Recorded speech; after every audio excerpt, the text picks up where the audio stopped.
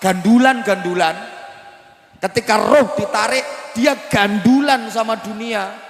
Mulane melet merasakan sakit luar biasa. Malaikat Israel narik rohnya, dia gandulan. Bahasa Inggrisnya the odot-odotan. Mulane matine kejet meripate plorok melet suaranya kayak sapi dipotong. Gitu. Sesakit-sakitnya sakit yang teramat sakit. Itu orang yang hubud dunia. Beda dengan orang yang dunia udah dilos, roh ditarik, dia nggak pegangan, los, monggo, enak. Mudah-mudahan semuanya husnul khotimah. Maaf, di antara tanda sudah dekat kematian itu mulai tidak membutuhkan dunia. Itu berarti sudah saatnya akan meninggal dunia. Tandanya sudah mulai tidak membutuhkan dunia. Ini kalau nggak dijelaskan mesti nggak paham. Soalnya gini ya, gini loh maksudnya.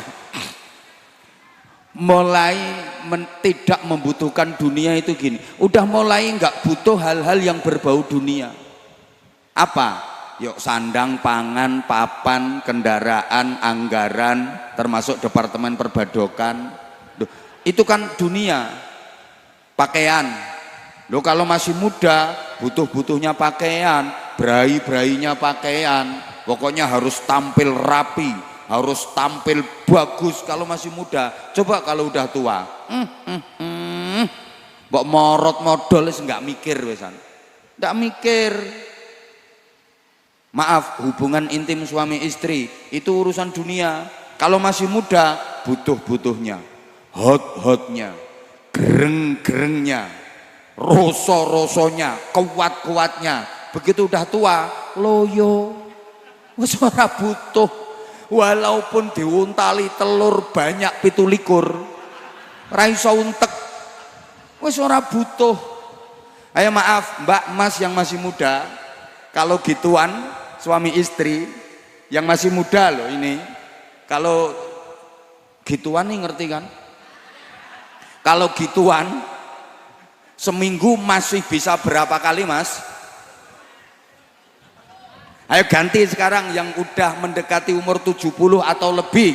Kalau gituan suami istri seminggu masih bisa berapa kali? Gak iso gak iso. Ndak butuh. Kan sudah tidak membutuhkan dunia. Paham nggih? Udah, makanan ini juga dunia. Lah kalau masih muda doyan-doyane, games-gamese, geragas-geragase, celutak-celutake.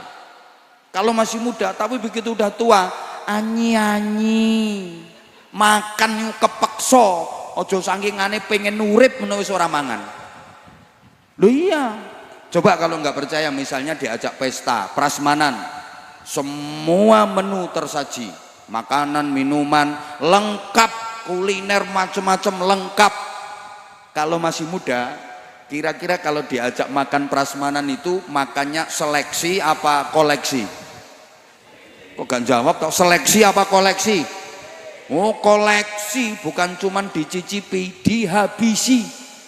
Semua rata dimploki kabeh. Masih muda. Coba kalau udah tua, diajak makan prasmanan dengan menu lengkap, kira-kira makannya koleksi apa sudah seleksi? Seleksi. Sama daging takut, sama lemak takut, gorengan takut. Orangnya gagah loh, tapi takut sama gorengan. Ada ini orangnya di panggung belakang saya.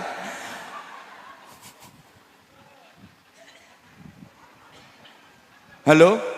Duh, diajak prasmanan dengan menu lengkap, meng dipleroki siji-siji. Ketemu sate dihindari, yang dicari cuma ikan teri. Keasinan dikit tensinya tinggi, makan cumi-cumi alergi, kena sambal apa namanya? Goreng ati asam urat kambuh lagi, kasih minum manis minta ganti, ternyata udah punya pabrik gula sendiri. Istri masih cantik udah disfungsi ereksi, meskipun minum obat kuat tetap nggak bisa berdiri. Rencana mau berkali-kali ternyata cuma bisa sekali, itu pun memaksakan diri. Lah karena udah tua, ditawari makan yo gedek-gedek, ambilin nasi kayak dikit aja, ini ada sop kayak kuahnya aja, saya ambilin sate kayak ya empuk kayak tusuknya aja, ngono kuwi. Apa maneh gek ditutne bojone. Lah sing wedok ki galake kaya asu manak kae. Mau ngambil ini enggak boleh, mau ngambil ini enggak boleh, kari dolongap. Maka ini peringatan sekali lagi bagi maaf yang sudah sepuh, yang sudah berumur, fisik dan tenaga sudah udzur, uban di kepala sudah bertabur, kulit-kulit sudah pada kendur, pandangan mata sudah kabur, gigi satu persatu mulai gugur, makanannya tinggal bubur, kerjaannya di atas tempat tidur, di kasur, kalau tidur ngoroknya senggar-senggur, bolak-balik ngelindur, kadang udah nggak kuat jalan ke sumur, hobinya kukur-kukur, bicaranya sudah ngelantur, itu tandanya sudah dekat alam. Susah loh bikin kata-kata kayak gini, nggak gampang, makanya yo larang.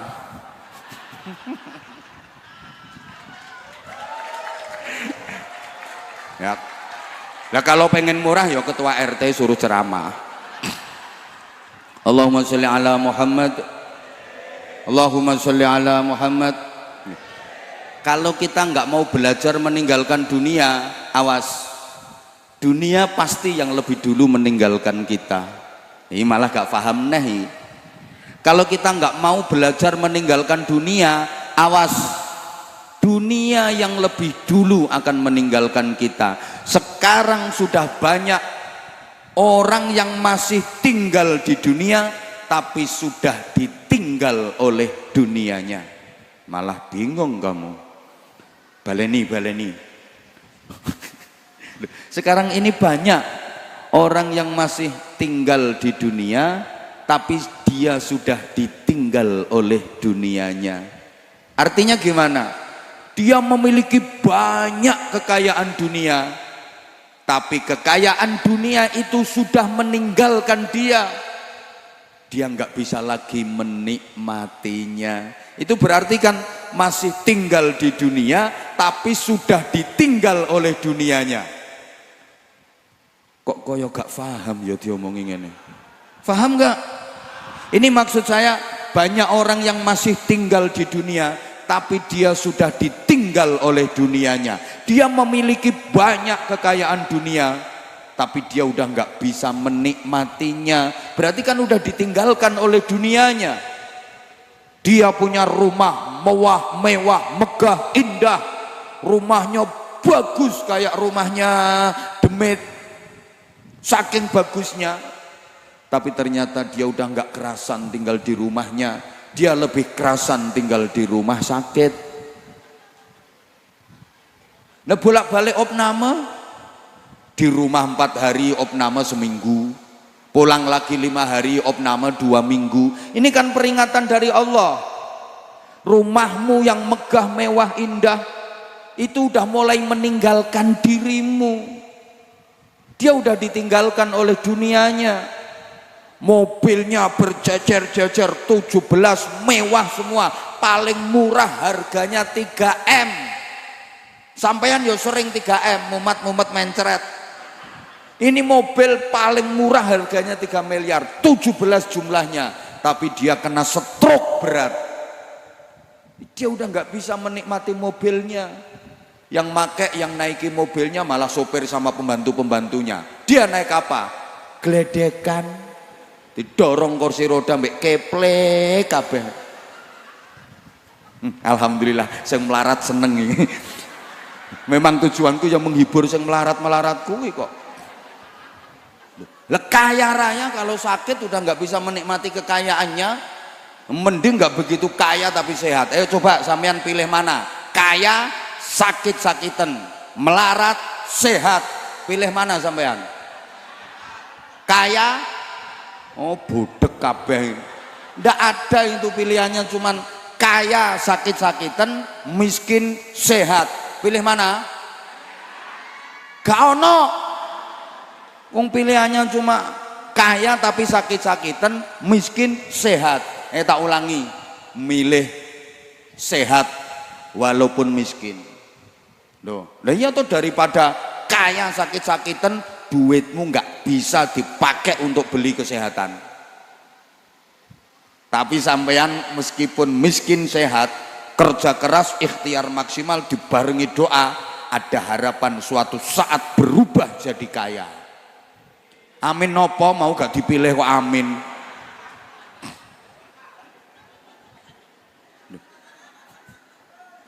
Banyak orang yang memiliki kekayaan dunia tapi dia udah nggak bisa menikmatinya, dia udah ditinggal oleh dunianya. Tabungannya di semua bank, duitnya triliunan, tapi hidupnya di ruang ICU. Percuma kan?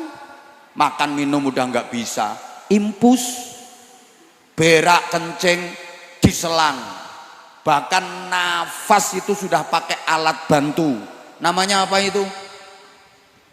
Kok oksigen, ventilator ngono lho desa. Oksigen. Omahmu iki Jakarta. Kae malah tabung LPG jare. Malah bantu nafas kok tabung LPG. Itu loh yang berkutuk-berkutuk itu loh. Duitnya triliunan tapi hidupnya di ruang ICU. Coba makan minum impus, mau berak mau kencing diselang. Nafas aja udah pakai ventilator. Coba duit triliunan, hidup cuma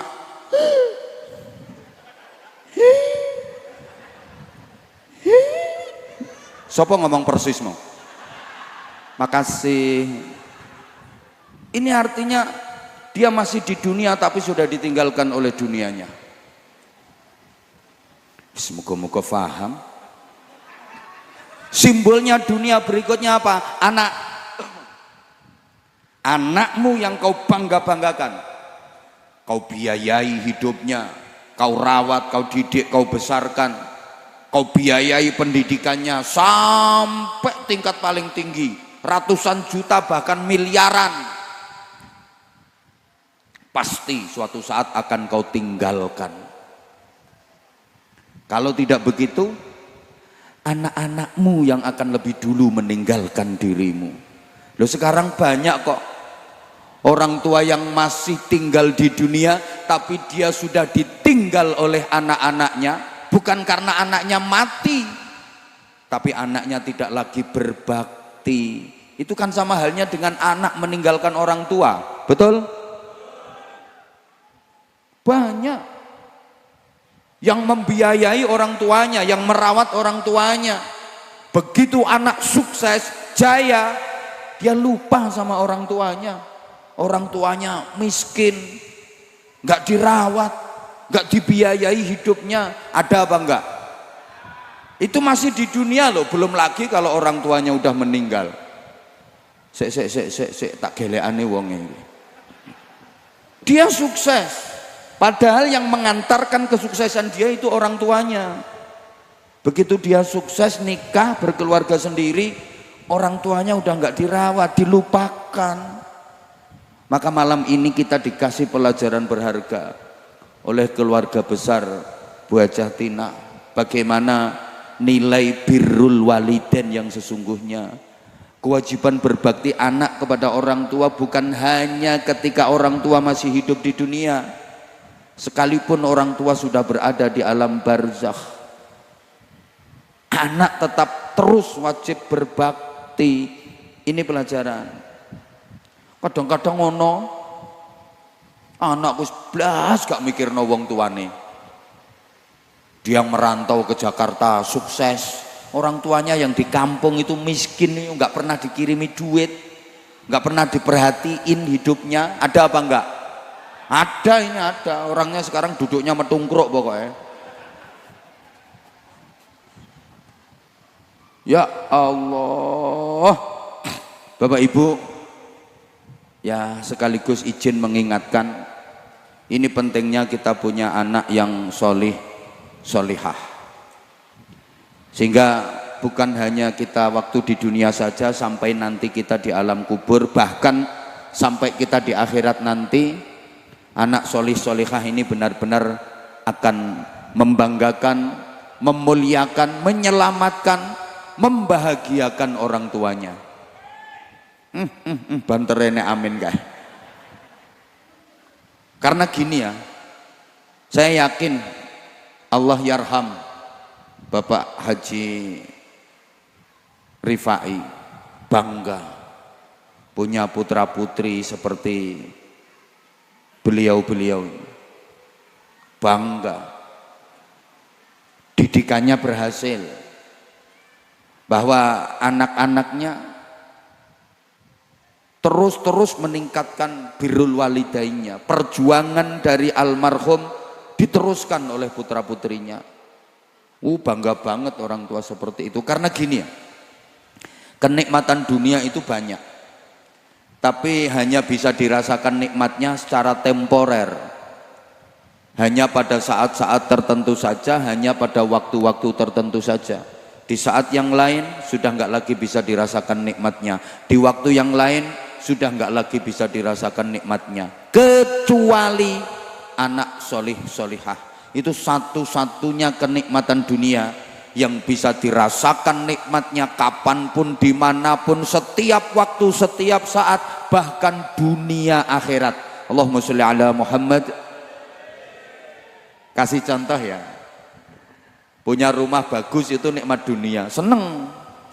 Rumah bagus itu hanya bisa dirasakan kenikmatannya saat sampeyan tinggal di rumah. Begitu sampeyan keluar rumah, udah nggak bisa lagi dirasakan kenikmatannya. Betul? Kendaraan mewah, nikmat dunia, seneng punya kendaraan mewah. Itu bisa dirasakan nikmatnya hanya pada saat dikendarai. Begitu diparkir nggak dipakai, udah nggak bisa dirasakan nikmatnya lagi.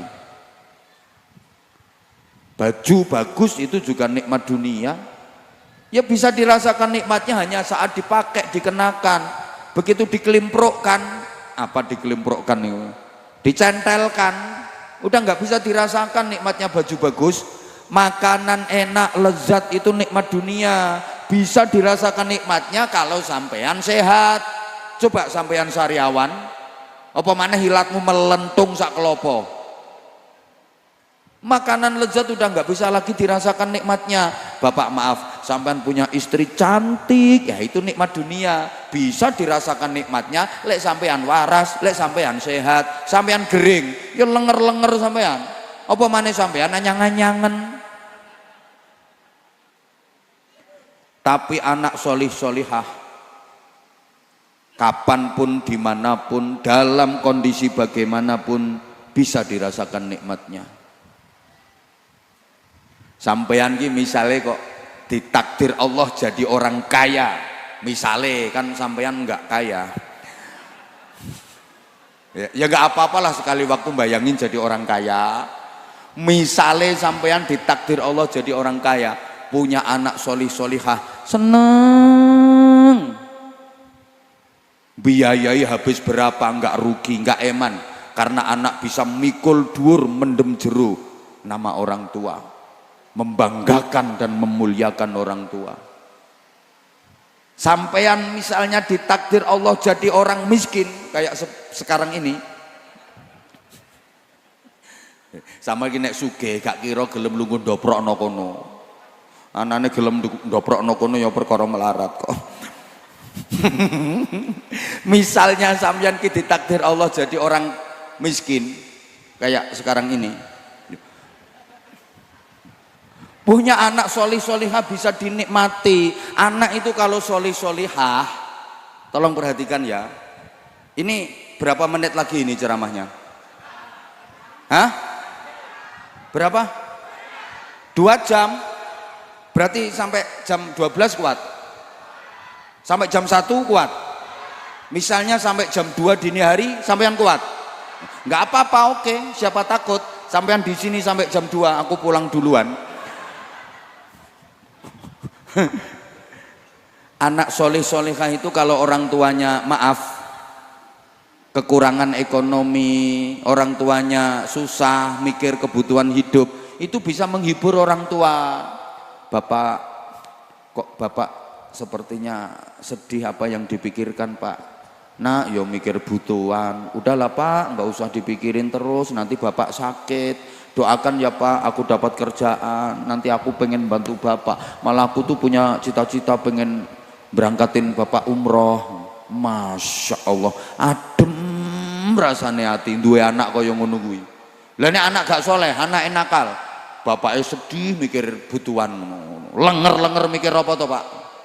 Ya mikir butuhan, gak gablek duit ya gak gablek pak, pengen gering ta, apane sampean gak ya oek ngono.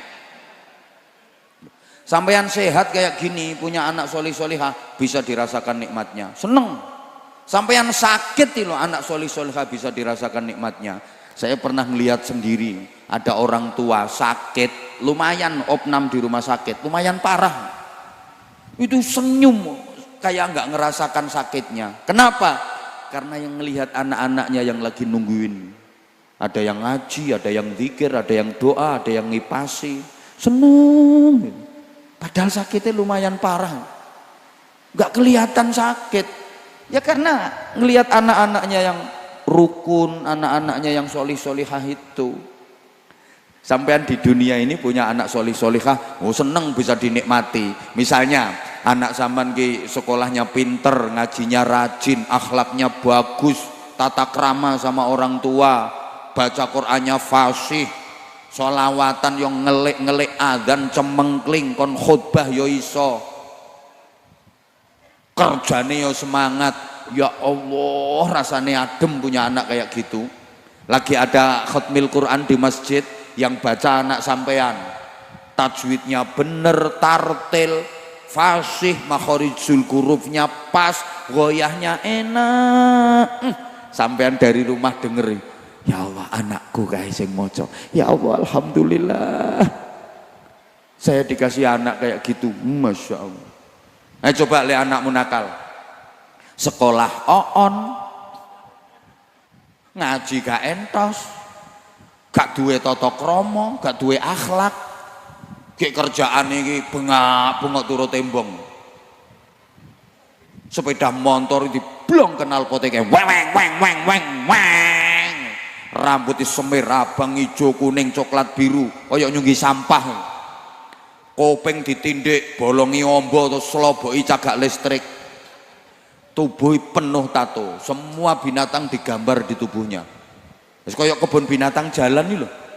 Jadi punggungnya gambarnya ya kebo, sapi, jaran, luwak, garangan, wedhus, nyambe. Ya, lengan yang kanan ini gambarnya bajul, yang kiri kadal. Dada gambar macan, mangap. Nah, weteng gambare ula, gedhi madhep mengisor, ndase ana ngisor kuwi. Pulang-pulangi mendem, geloyor-geloyor, gimana perasaanmu lek dua anak kayak gitu? Paham apa enggak ini ya? Ya paham, anakmu ngono.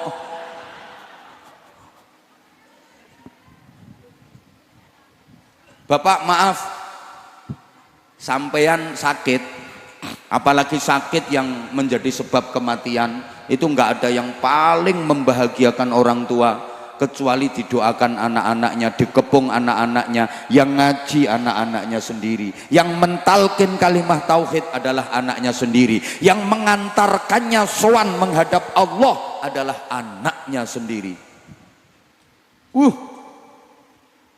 Bahagia orang tua ini. Halo? Halo? Dilanjut apa enggak ini?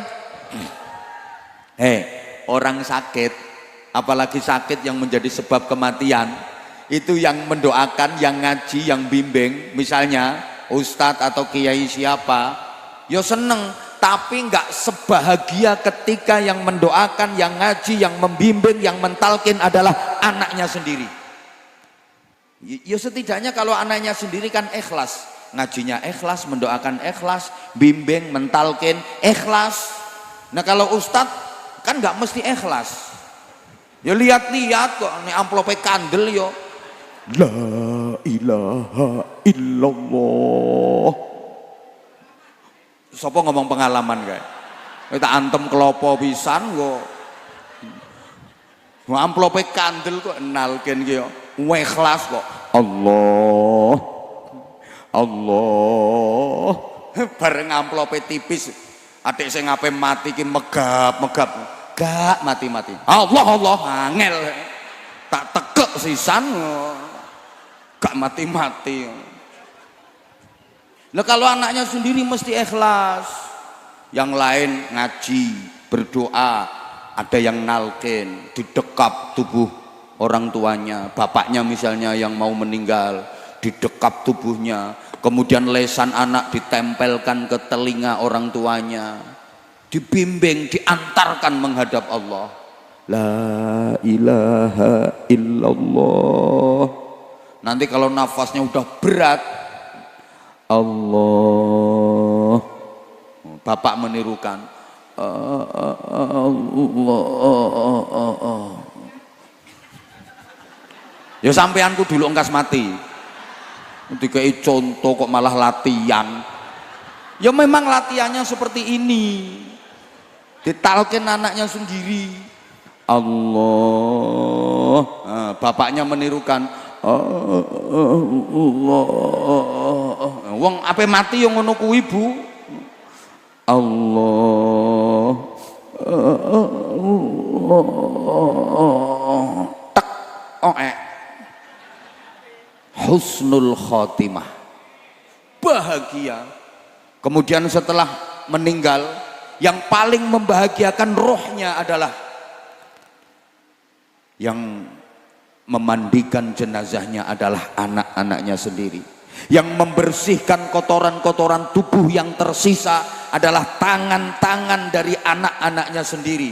Sebagaimana dulu tangan orang tuanya membersihkan kotoran-kotoran anaknya sewaktu kecil dengan ikhlas, sekarang ganti tangan-tangan anaknya yang membersihkan kotoran orang tuanya setelah menjadi jasad. Kemudian yang mengkafani jenazahnya adalah anak-anaknya sendiri. Itu yang paling membahagiakan roh orang tuanya. Yang menjadi imam sholat jenazahnya adalah anak-anaknya sendiri. Kemudian anaknya yang lain berada di saf depan mensolatkan jenazah orang tuanya. Yang memanggul menuju ke makbarah adalah pundak-pundak anaknya sendiri. Yang memasukkan ke liang lahat bersama dengan lantunan-lantunan doa adalah anak-anaknya sendiri. Dan itu hanya bisa didapat orang tua yang anaknya solih solihah, anaknya ngerti agama, anaknya bisa ngaji. Amin nopo.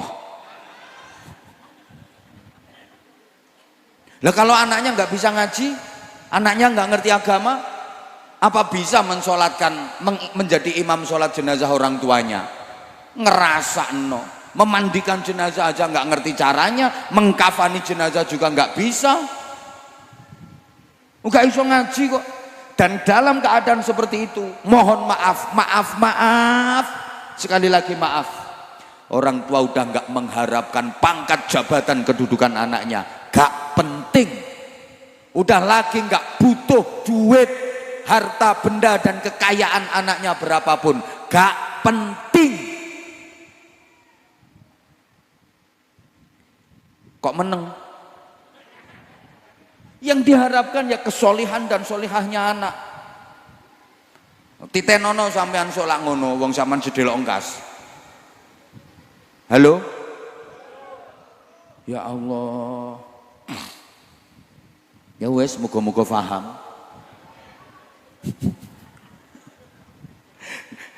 Bapak Ibu, nanti setelah orang tuanya di alam barzah, ya Allah anaknya solih kok. Ya kayak gini, didoakan terus setiap saat, yuti kholi, tiap habis sholat didoakan, usahanya diteruskan, silaturahim orang tuanya disambung, perjuangan dari orang tuanya yang dulu bangun masjid, bangun madrasah, nyantuni yatim, diteruskan. Masya Allah, bangganya luar biasa. Orang tuanya kalau belum pernah haji dibadalkan haji, bangganya luar biasa. Setiap umroh orang tuanya almarhum diumrohkan, nanti jariah ke masjid, ke madrasah, ke pesantren, niat hadiahnya, pahalanya dihadiahkan untuk orang tuanya. Bangga, seneng tiap habis sholat didoakan, makbarohnya diziarahi. Ziarah ke kubur ya zikir, tahlil, doa. Bangga orang tua di alam kubur, bahagia karena terus dapat kiriman BLT dan bansos. Loh, subsidi pahala dari anak. Lah kalau anaknya nggak bisa ngaji, apa iya mau mendoakan orang tuanya? Ngerasa nondongakno, masa habis sholat nggak mendoakan? Wong dia nggak sholat kok. Allah apa kaya dirimu kuwi kok? Nelongso wong tuane. Maaf, kadang kuburannya itu nggak terawat, sampai ada loh anak kehilangan kuburan bapaknya. Emang nggak dirawat toh, kuburannya hilang. Kalaupun mau ke kuburan yo tiap mau lebaran itu tok. Itu pun sampai kuburan yo nggak ngaji, nggak zikir, nggak doa, nggak tahlil, orang nggak bisa berangkat ke kuburan ini nggak warit sama kembang sama kendi itu loh. Kuburannya bapaknya dibabati kayak serak. Aku gak iso ngaji pak. Ini tak resiki kuburanmu aja pak. Ambil tak kayak kembang wangi kok pak. Mau pulang ini kuburannya bapaknya digerojok banyu kendi ya. Gerojok. Jarinya bapak nih kelilipen nih lo blok goblok.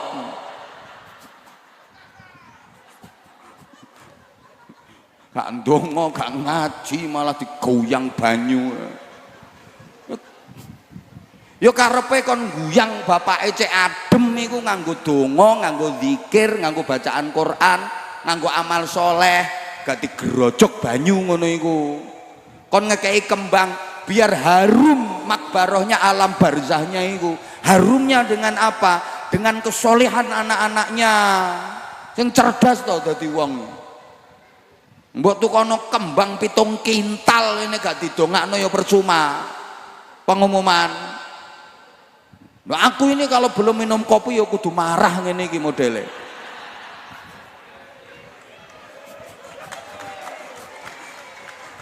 Ya Allah.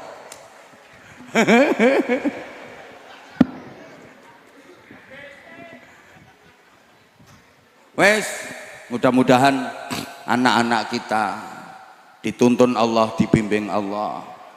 Jadi anak-anak yang min ahlil ilmi wa ahlil khair. Yaitu investasi, benar-benar investasi bagi orang tuanya. Berikutnya, iya kalau pengen lama rumahmu mana? Nanti aku mampir situ tak ceritani dewe sampai subuh piye. Dipikir sekarang itu hitungannya per menit. Mahal murah itu tergantung kualitas. Ya, guyon-guyon, bercanda-bercanda, tapi kan harus ada ilmunya. Lah kalau hanya sekedar cengengesan, ya nggak usah ngundang ustadz, nggak usah ngundang kiai, dagelan. Kalau hanya sekedar cengengesan, ilmunya kosong, hikmahnya kosong. Buat apa?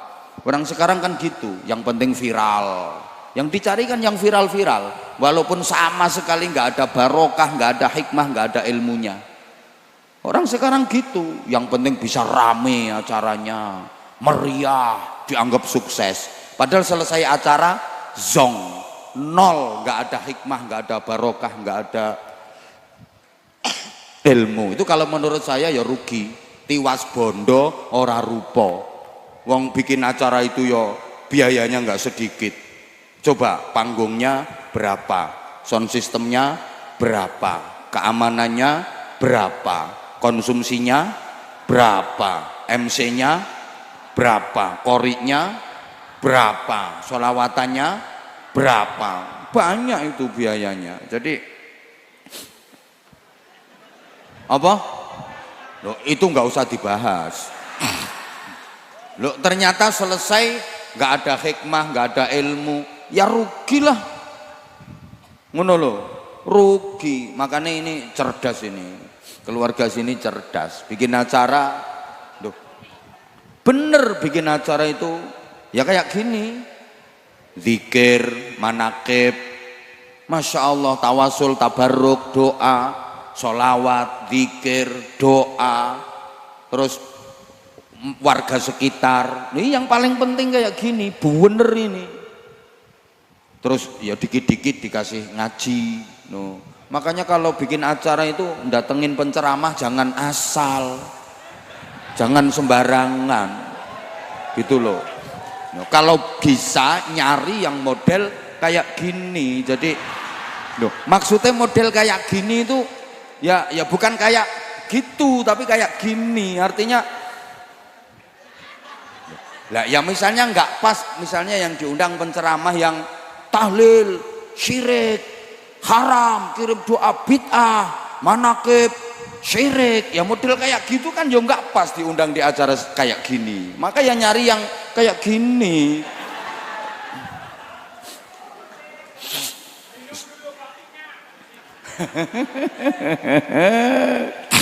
Orang sekarang itu nyarinya yang viral. Untung aku sek viral.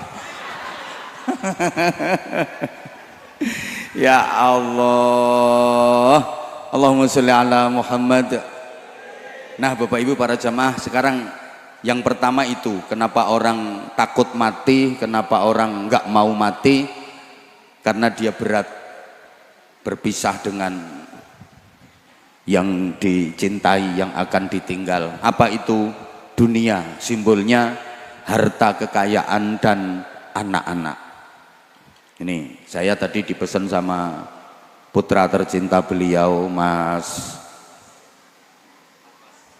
Afas, dipesan, bah nanti mohon izin ngajinya jangan lama-lama. Itu loh orangnya yang gendut itu loh, Mas Afas itu tadi, mohon izin ngajinya jangan lama-lama, takut nanti jamaahnya kecapean gitu. Iya tadi ngomongnya gitu. Makanya ini saya udah kelamaan ini ngajinya, nggih? Hah? Belum? Nah Mas Afas mohon izin jamaahnya minta tambahan waktu Mas, ini berarti lembur ini Mas. Ya jadi kalau lembur kan ada hitungan sendiri Mas. Ya tahulah, wong sampean juga bos masa enggak tahu. Biasa sama lembur itu ya harus beda hitungannya. Allahumma sholli ala Muhammad. Nah, oke, sekarang yang kedua. Nah, yang kedua. Siapa ngomong bayari larang. Saman koyo ngerti rahasia perusahaan. Aku bukan karena itu. Loh, saman pikir ustadz-ustadz, kiai-kiai ngaji itu karena duit gitu loh. Astagfirullahaladzim. Pikiranmu kok jelek. Sampean pikir ustadz kiai itu materialis. Sampean pikir kiai ustadz itu motor duiten. Sampean pikir ustadz kiai iki lek karo duit terus moh ngono apa piye? Pikiranmu iki kok Dah gini, yang kedua sekarang alasannya apa orang nggak mau mati? Karena sadar belum cukup memiliki bekal. Nah, apa bekalnya? Ayat yang tadi di pembukaan di muqaddimah saya baca, kalau dilengkapi, a'udzubillahi minasyaitonirrajim, wa anfiqu mimma razaqnakum min qabli an ya'tiya ahadakumul mautu fayaqula rabbi laula akhartani فيقول رب لولا أخرتني إلى أجل قريب فأصدق وأكن من الصالحين. Minta ditunda kematiannya. Jangan kau ambil nyawaku saat ini dulu ya Allah. Aku minta diundur, minta dikasih waktu, minta ditunda walaupun sebentar. Mau apa? Mau cari bekal dulu. Apa bekalnya? Fa'as-saddaqa. aku akan bersedekah. Wa akum minas sholihin, aku akan jadi orang baik. Ini dua hal yang menjadi bekal terbaik menghadapi kematian. Allahumma sholli ala Muhammad. Berdasarkan ayat ini Bapak Ibu para jamaah, bekal terbaik untuk kematian itu fa'as-saddaqa wa akum minas sholihin. Sodakoh dan amal soleh. Ayatnya seperti itu. Orang itu kalau menjelang kematian baru sadar bahwa bekal terbaik untuk kematian itu adalah sodakoh. Buktinya merintih-rintih, meratap minta ditunda kematian, nggak mau ngapa-ngapain kok. Tapi fa'as-saddaqa, andaikan diberi waktu tunda, andaikan diberi kesempatan, sayangnya udah nggak ada kesempatannya. Karena kalau ajal tiba, la yastakhiruna sa'atan wa la yastaqdimun, sedetik pun nggak bisa diundur, sebagaimana sedetik pun nggak bisa diajukan. Andaikan diundur, dikasih waktu, dikasih kesempatan, apa yang akan dilakukan? Aku akan bersedekah. Bukan kok aku minta diundur matinya, minta diberi kesempatan, ya Allah jangan mati sekarang dulu. Mau apa? Aku mau pergi haji dulu. Enggak. Aku mau umroh berkali-kali dulu. Enggak. Aku mau puasa tiap hari dulu. Enggak. Aku mau berzikir terus dulu, muter tasbih sulastri sumiyati. Enggak. Tapi fa'as-saddaqa, aku akan bersedekah. Saya ulang ya, saya pertegas ya. Orang itu menjelang kematian baru sadar bahwa bekal terbaik adalah sedekah. Makanya sekarang yang punya duit mau bakhil loh. Terus no lehmu petit, lehmu cetil, terus no lehmu medit. Ayo medit toh, kekepen dhewe donyamu sak karepmu. Wis orang lain jangan sampai merasakan donyamu, wis peken dhewe. Wis nek perlu entutmu ada ana botol sedoten meneh. Biar orang lain nggak merasakan. Saking pelite kok telek wis metu digoreng diemplok meneh. Tapi nanti menjelang kematian kau baru akan sadar penyesalan terbesar dalam hidupmu adalah diberi amanah harta tapi tidak kau sedekahkan. Allahumma sholli ala Muhammad. Lu menjelang kematian itu baru merintih, minta ditunda, minta diberi waktu. Mau apa? Mau sedekah. Makanya sedekah itu betul-betul menyelamatkan, memuliakan. Itu luar biasa. Orang ahli sedekah itu orang luar biasa. Sampai saya pernah dipesan sama kiai saya. So, ini waktu saya masih di pesantren. Ya, sampai sekarang saya juga masih di pesantren. Wong hidup saya di pesantren. Jadi sama kiai saya didhawuhi gini. So, lek awakmu mulih nduk masyarakat, BE awakmu kok sida dadi kiai. BE sida. Alhamdulillah saiki sida. Nanti kalau kamu pulang dan hidup di masyarakat, kalau nanti ternyata kamu kok jadi ustadz, jadi kiai, aku pesennya kiai saya, ngeramuto arek-arek yatim, tulungono du'afa fukorok masakin, dadiyo wong sing loman, ojo bakhil.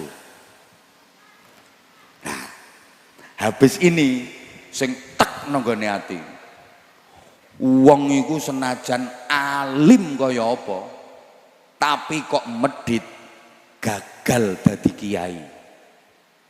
Tak angen-angen tak pikir, lu kiai saya kok dawuh kayak gitu. Orang itu walaupun alim kayak apa, paribasane pintere sundul langit sampai iso ngeraji entut. Ngeraji angin wis umum. Ini entut lagi metu tut krok iso digeraji. Saking alime, saking pintere, tapi medit, tapi bakhil. Gagal dadi kiai. Enggak layak dipanggil kiai. Saya pikir terus kemudian saya menemukan jahilun sakhiyun khairun wa ahabbu ilallah min alimin bakhilin. Orang bodoh yang dermawan itu lebih baik dan lebih dicintai Allah daripada orang alim yang bakhil. Maaf ya, ini yang di panggung jangan tersinggung. Loh, kalau tersinggung berarti yang ngono kelakuane. Ya kok cocok gimana? Oh, enggak boleh merasa dirinya alim, itu enggak boleh. Orang kok merasa dirinya alim ya malah enggak bener kok gini loh. Iki sing goblok seweneng gitu. Orang bodoh tapi dermawan itu lebih baik dan lebih dicintai Allah daripada orang alim yang bakhil. Wongi walaupun pinter tapi kok bakhil, nggak layak disebut alim. Akhirnya wasiat dari kiai saya ini, alhamdulillah, saya terus belajar dan belajar untuk mengamalkan wasiat dari beliau. Begitu saya pulang, ya belum langsung wong saya pulang itu ya belum punya apa-apa, mulai ke pondok ya digawani bojo, nggak kerja, tapi saya ingat merawat anak yatim, menolong fuqara masakin, orang-orang lemah. Bismillah, bismillah. Saya datengin anak-anak yatim itu dari luar Jawa. Pertama itu dari daerah Sumatera. Waktu saya ngaji ke daerah sana, di daerah yang pedalaman, pelosok banget, mohon maaf, tingkat agamanya masih sangat rendah.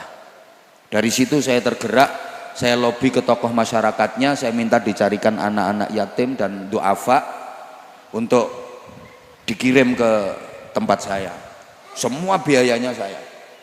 Jadi biayanya ngambili anak-anak yatim itu. Karena saya melaksanakan wasiat dari kiai saya. Awalnya cuma 40 anak. Kemudian ketambahan yang duafa. Alhamdulillah tahun berikutnya, tahun kedua udah tembus 100 sekian. Terus dan semua biayanya gratis. Bahkan yang yatim tiap bulan dapat uang saku. Sekarang yang yatim udah 700 sekian. Kemudian kalau plus yang duafa semuanya 3.000 sekian. Dan semuanya bebas biaya. Aku nggak perlu tepuk tanganmu, yang aku butuhkan uluran tanganmu. Bukan tepuk tanganmu. Ngapain tepuk tangan? Nggak penting. Yang penting tuh uluran tangan. Loh, saya bermaksud cerita ini bukan berarti, maaf ya, saya dibilang riak, pamer, terserah. Ini memang min babit takaburi was sombongi. Nggak apa-apa dianggap takabur, sombong, pamer, terserah. Tapi saya tahadusan bin ni'mah agar dicontoh sama yang lain. Bahwa ternyata waktu anak-anak saya masih puluhan, 60, 70, 80, sampai sekarang udah ribuan, rasanya sama. Bukan berarti anaknya tambah banyak, bebannya tambah berat. Enggak kok, enggak. Sama, enggak beban sama sekali. Karena semakin banyak tanggungan, semakin banyak pemasukan. Yakin itu. Loh, ternyata subhanallah, sekarang tuh panitia yang undang saya ceramah, aku nek nyangoni wakeh-akeh saiki. Loh, kok ujung-ujungnya tak antem pisan kok. Ujung-ujungnya. Loh, ya sesuai dengan tanggungan. Sesuai dengan tanggungan. Dulu tanggungannya masih sedikit, pemasukannya ya sesuai kebutuhan itu. Sekarang banyak, yuk ada aja, gitu loh. Nah, belum lagi nanti dapat tambahan dari keluarga sini. Jadi, siapa ngomong ngerayu, lambe gak dikondisikan. Memang iya. Jadi Iya, maksudnya gini, subhanallah. Dan nggak ada ceritanya orang kaya jadi miskin gara-gara sedekah. Kalau ada carikan saya. Mana ada orang kaya gara-gara sedekah terus kekayaannya habis. Nggak ada. Yang ada makin berlimpah, makin banyak, makin barokah. Jaminan itu. Minimal kelipatannya itu 700. Mana kosomalin min sodakotin bal yazdad bertambah. Ini kalau orang pelit dikasih rumus kayak gini nggak percaya, wes ora usah gagas cangkeme kiai. Kabeh kiai wis ngono kuwi cangkeme. Ojo percaya. Wong sedekah iku dilong dikurangi kok katanya bertambah. Apa ada orang dikurangi kok bertambah? Ya ada. Laut itu tiap hari dikurangi terus ikannya. Ribuan ton itu. Apa ada laut kehabisan ikan? Pikiran, hoi, laut itu tiap hari dikuras ikannya ribuan ton, tapi nggak ada ceritanya laut kehabisan ikan. Loh, kayak bantah, ancene iwake gak gelem kabeh jare. Lho iku iwak cilik-cilik kadang-kadang ya diresiki kabeh kok, tapi nyatanya nggak pernah habis ikannya. Loh, Anda kalau berani seperti laut kayak gitu, nggak bakal habis harta. Ojo gagas omongane kiai. Sedekah itu dikurangi kok, katanya hartanya akan makin besar, semakin besar. Apa ada dikurangi kok makin besar? Ada. Lah anak sunat itu kan dikurangi tapi makin besar. Loh, awalnya kecil mengkeret, disunat kan dipotong, del. Apa habis itu makin kecil? Enggak, yang delondeng dawa koteng-koteng. Maka hartamu, duitmu kalau mbok sunat potong del, untuk masjid, untuk pesantren, untuk madrasah, untuk anak-anak yatim, nggak bakal mengkeret makin dawa delondeng koteng-koteng. Gak percaya ya wis. Hebatnya sedekah lagi itu. Dengerin toh. As-shadaqatu tamna'u maitatassu. Sedekah itu bisa mencegah mati dalam keadaan buruk. Artinya bisa menjadi penangkal dari kematian su'ul khotimah. Orang yang ahli sedekah ada jaminan matinya husnul khotimah. Karena sedekahnya itu maitatassu, mati tingkah elek terhalang. Paham enggak ya ini ya? Halo? As-shadaqatu tudfi'u ghadabar rabb. Sedekah itu bisa memadamkan murkanya Allah. Semurka apapun Allah akan padam itu murka Allah dengan sedekah. Orang yang ahli sedekah enggak bakal dimurkai Allah. Berarti terus dirahmati, disayangi Allah. Ya Allah ya Karim. Paham gak ya ini ya? Surga itu nggak mau dimasuki orang bakhil. Di pintu surga itu tertulis besar, anti muharramatun alal bakhil wa ala mani'iz zakah wa ala dayyus. Besar itu tulisannya. Nanti sampean kalau jadi ke surga, kalau jadi ini, jadi nggak kira-kira? Coba perhatikan, nanti sampean mau masuk ke surga, itu di pintu surga itu ada tulisan seperti itu. Kalau nggak ada, cari saya kan udah masuk duluan. Dan tingkatannya saya di atas, sampean di bawah. Ya Allah, kau surga haram ditempati oleh orang bakhil. Maka pantas kalau fa'as-shadaqah, sedekah itu menjadi sebaik-baik bekal kematian. Wa akum minas sholihin. Berikutnya amal-amal sholih, amal-amal kebaikan yang lain. Para jamaah, ini ada info saya sampaikan dulu sebelum saya lanjut. Ini kampung ini namanya apa sih ini kampung ini? Kampung Bulak, pinggir kali. Anjane Pak, kampungmu pinggir kali. Orang warga Bulak ya, warga kampung Bulak pinggir kali ini semuanya, ini kabarnya ini mau dibuang ke kuburan.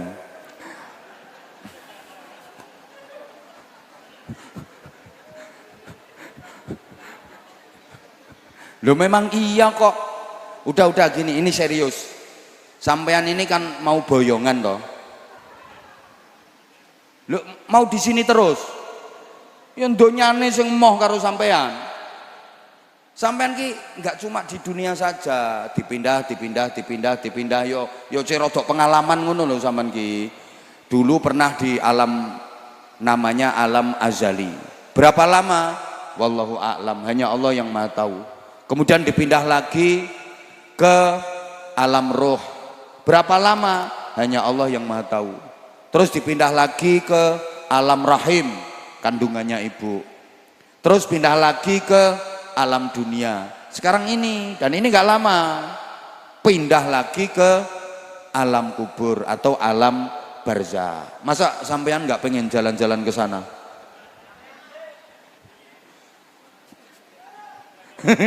Kayak sing bengok kayak didhisikno kayak koyoke. Lah endingnya nanti kita semua ini akan dipindah ke surga. Yang gak amin awas lo ya, susah ke surganya. Diulang, sampean ini semuanya akan boyongan ke surga. Lah orang boyongan itu yang pertama dipikirkan apa? Tempat. Pertanyaan, sampean sudah punya kaplingan di sana apa belum? Yang ngomong sudah, RT berapa? Lah ini yang harus kita pikirkan. Kalau memang pengen boyongan ke sana, harus punya kaplingan untuk tempat tinggal kita di sana. Caranya gimana? Transfer dong ke sana. Untuk ngambil kaplingan itu, transfernya apa? Fa'as-soddaqo. Kayak sampean yang kesininya merantau, suatu saat punya rencana pulang kampung halaman, kalau pengen punya tempat tinggal yang nyaman, penghasilanmu selama di sini transfer dong untuk beli tanah di sana, biar punya tempat tinggal. Mau boyongan kok nggak punya tempat lo, mau tinggal di mana? Halo? Transfernya apa? Yaitu tadi fa'as-soddaqo, untuk transfer, untuk ngambil kaplingan di sana, sekaligus untuk bangun tempat tinggal di sana. Itu fa'as-soddaqo. Punya kaplingan, punya tempat tinggal aja belum cukup, karena tempat tinggalmu di sana itu butuh perabotan, butuh piranti-piranti. Ibarat rumah ya harus ada kamar mandinya, harus ada dapurnya, harus ada peralatannya, harus punya kendaraan untuk alat transportasi. Lah perabot dan piranti kelengkapan itu wa akum minas sholihin, amal-amal solehnya. Allahumma sholli ala Muhammad. Bapak ibu adik-adik dan seluruh jamaah, tempat tinggal atau rumah orang mukmin itu ada 3. Ada berapa? Kurang banter, ada berapa? Oke, 1 rumah setelah lahir, 2 rumah setelah mati, 3 rumah setelah kiamat. Diulang, 1 rumah setelah lahir, 2 rumah setelah mati, 3 rumah setelah kiamat. Para jamaah, untuk rumah setelah mati sampean ndak usah sedih, ndak usah bingung, ndak usah khawatir, tenang, karena udah dipikirin banyak orang.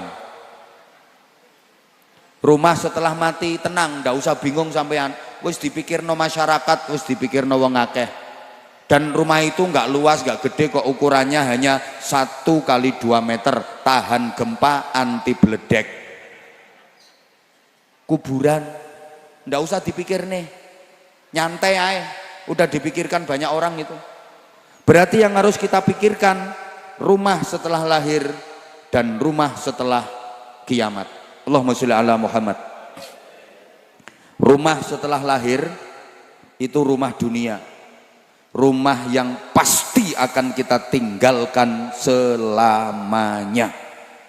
Rumah setelah kiamat itu rumah di surga, rumah yang akan kita tinggali selamanya. Saya ulang, Rumah setelah lahir itu rumah dunia, rumah yang akan kita tinggalkan selamanya. Rumah setelah kiamat adalah rumah surga, rumah yang akan kita tinggali selamanya. Ayo dijawab yang jujur, selama ini sampeyan lebih memikirkan rumah yang akan ditinggali selamanya atau rumah yang akan ditinggalkan selamanya? Yang sampean sudah bangun itu rumah yang akan ditinggali selamanya atau rumah yang akan ditinggalkan selamanya? Ya Allah, kita ini ya kebalik-balik pola pikirnya. Maka mindset berpikir kita harus dirubah. Harusnya kita lebih memprioritaskan rumah yang akan ditinggali selama-lamanya, bukan kok rumah yang akan ditinggalkan selama-lamanya. Yang akan menjadi milik kita itu yang akan kita tinggali selamanya, bukan yang akan kita tinggalkan selamanya. Berarti rumah dunia apa rumah surga? Jawab yang kenceng, rumah dunia sama rumah surga lebih bagus mana? Surga. Lebih indah mana? Surga. Lebih mewah mana? Surga. Lebih megah mana? Surga. Lebih menenteramkan dan membahagiakan mana? Surga. Tapi anggaranmu untuk bangun lebih banyak mana? Para gendeng-gendeng sekalian yang saya hormati, ya, dalam hal ini kita gendeng. Kalau memang kita waras, harusnya kita memprioritaskan yang akan menjadi milik kita, yang akan kita tinggali selamanya. Yang tidak akan ditinggalkan selamanya, ya sewajarnya saja orang mau ditinggalkan kok. Tapi sementara ini kan enggak. Rumah dunia yang pasti akan ditinggalkan selama-lamanya. Kalau sudah ditinggalkan nggak ada guna, nggak ada manfaat, nggak bisa membantu, nggak bisa menolong. Itu nek bangun biayanya sampai ratusan juta, bahkan sampai miliaran. Padahal itu akan ditinggalkan selamanya, bukan lagi kita miliki. Sementara yang akan kita tinggali selama-lamanya, coba kalau lagi sholat Jumat,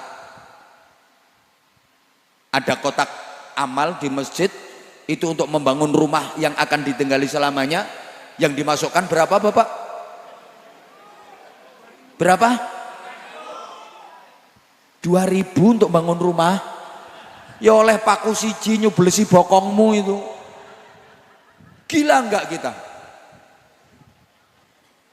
Rumah yang akan ditinggalkan selamanya enggak bisa kita miliki, udah ditinggalkan ratusan juta bahkan miliaran. Sedangkan yang akan ditinggali selama-lamanya akan menjadi milik kita 2.000. Gendeng. Gini ya, mulai mikir ketok iki. Lah iyalah, sebagus apapun rumah dunia kalau sudah ditinggalkan nggak ada yang dibawa. Jendela satu aja nggak dibawa kok, genteng satu lo nggak dibawa. Tahu kalau di sini tradisinya beda ya, orang mati terus dibawain kulkas. Nah ibu gak iso ngombe lek gak banyu adem nak, so ibu lek mati kulkasnya katutno ngono ta? Lah iya, maaf. Rumah dunia sebagus apapun, semewah apapun, itu sifatnya hanya rumah dinas. Dilanjut apa enggak ini? Iki nuruti Mas Hafaz kan lo? Nuruti Mas Hafaz kan? Mintanya 2 jam. Gila enggak? Ini gak ada lemburannya yang undang nah yang moh. Ayo coba.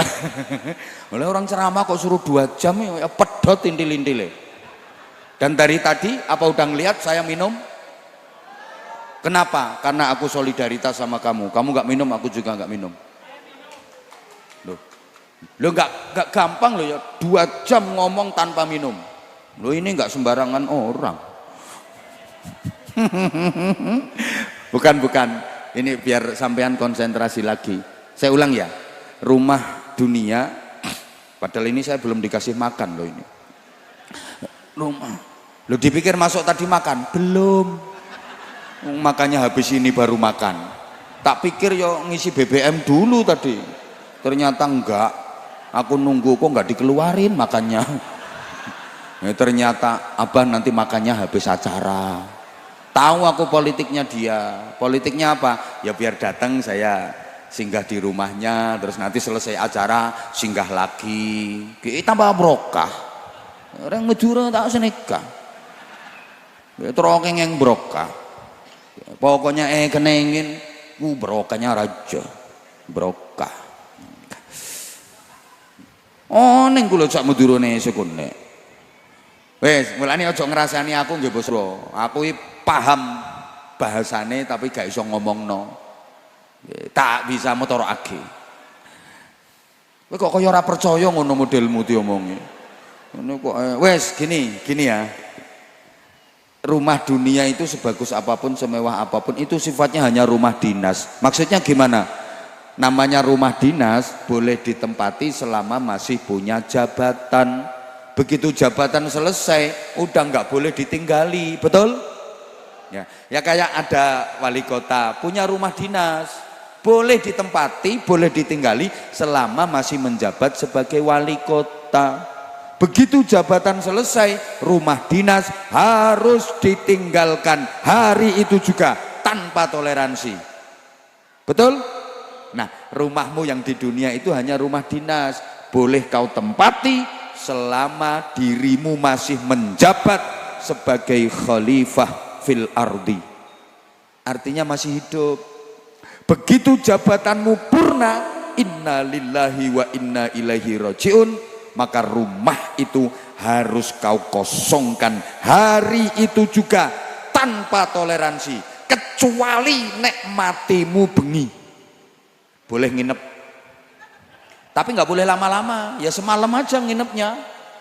Besok langsung diterbangkan dengan satu-satunya penerbangan tercanggih di dunia, bebas hambatan, namanya Keranda Airlines.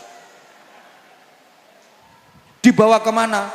Rumah singgah sementara, rumah setelah mati, yang ukurannya hanya 1 kali 2 meter tadi, tahan gempa, anti lesus, anti puting beliung, anti petir. Sedang rumah yang akan kau tinggali selama-lamanya adalah rumah yang di surga. Tapi kita sampai detik ini belum mempersiapkannya. Para jamaah rahimakumullah, 1 jam 45 menit. Ya, tak meniti teras terus. Nah, saya alhamdulillah seneng. Ini ada jamaah al-khidmah mengingatkan kepada kita bahwa kita harus selalu tersambung kepada Allah melalui zikir, melalui doa. Orang kalau sudah paham itu, maka dia akan menyadari bahwa sesungguhnya mati itu enggak ada. Maka jangan takut mati, karena setakut apapun kalau waktunya tiba pasti mati. Aja wedi mati. Wong urip kok wedi mati, padha karo wong mangan wedi ngising. Wayahe mangan wayahe ngising-ngising, wayahe urip wayahe mati. Nah, ada orang yang hakikatnya enggak mati-mati karena memang sesungguhnya mati itu enggak ada. Para jamaah, mati itu enggak ada. Yang ada tetap hidup, cuma pindah alam. Disebut mati di alam dunia ini, hakikatnya berpindah hidup ke alam barzakh. Maka orang yang terus hidup adalah orang yang terus nyambung kepada sang pemilik hidup. Orang yang terus menyambungkan diri kepada yang maha hidup, yaitu Allah subhanahu wa ta'ala. Caranya bagaimana? Zikir. Zikir itu menyambungkan diri yang akan kehabisan hidup ini kepada sang pemilik hidup, yaitu Allah. Maka hakikatnya orang yang ahli zikir itu nggak pernah mati karena selalu terhubung kepada yang maha hidup. Sampai Nabi menggambarkan masalul dzakiri wa ghairul dzakir kamatsalil hayyi wal mayyit. Perumpamaan orang yang berzikir dengan orang yang tidak berzikir itu seperti perbandingan orang hidup dengan orang mati. Yang berzikir hidup, yang tidak berzikir mati. Ayo nyaut, orang yang berzikir ya Allah, yang enggak berzikir ya Allah, gak semangat. Lanjut apa enggak? Kalau minta lanjut semangat. Sekali lagi tolong yang kenceng jawabnya. Orang yang zikir, yang tidak berzikir, tolong. Apa itu anak-anak itu? Anak-anak itu ikut ngaji juga. Itu anak-anak sini apa anak-anak luar? Oh yang ngono ku peranaanmu ngono ku modele. Oke, sedikit lagi 5 menit. Lihat terus berapa menit? Oke, diulang. Orang yang berzikir, yang tidak berzikir. Ibu-ibu pilih yang hidup apa pilih yang mati, Bu? Hidup. Bapak-bapak masih hidup? Loh, gini maksud saya. Contoh sederhana. Logikanya gini. Ada radio di tombol powernya itu. Saklar powernya cetek. Kok bunyi ada suaranya, itu berarti radio hidup. Terus di tombol cetek kok ternyata nggak ada suara, nggak bunyi, radio mati. Nah, ada hati di tombol saklarnya pakai iman, cetek kok bunyi, Allah, Allah, Allah, Allah. Itulah hati yang hidup.